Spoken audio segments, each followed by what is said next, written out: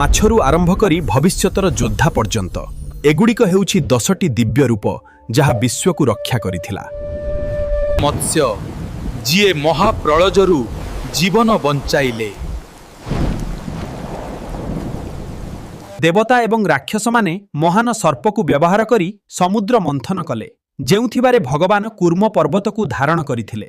ବରାହ ଯିଏ ପୃଥିବୀକୁ ଅନ୍ଧକାରରୁ ଉଦ୍ଧାର କରିଥିଲେ। ନୃସିଂହ ଭକ୍ତିର ଭୟଙ୍କର ସୁରକ୍ଷକ। ବାମନ 3 ପାଦରେ ସାରା ବିଶ୍ୱକୁ ମାପିଥିଲେ। ତାଙ୍କର ବିଶାଳ ତ୍ରିବିକ୍ରମ ରୂପ ସାରା ମହାକାଶରେ ବ୍ୟାପିଗଲା। ପରଶୁରାମ ନ୍ୟାୟର ଯୋଦ୍ଧା।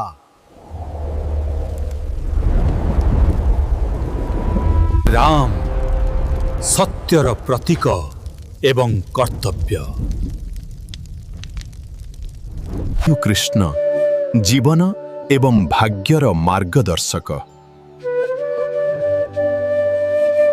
ବୁଦ୍ଧ ଶାନ୍ତି ଏବଂ ଜ୍ଞାନର ପଥ। କଳ୍କି ଯୋଦ୍ଧା ଆସିବାକୁ ଅଛି।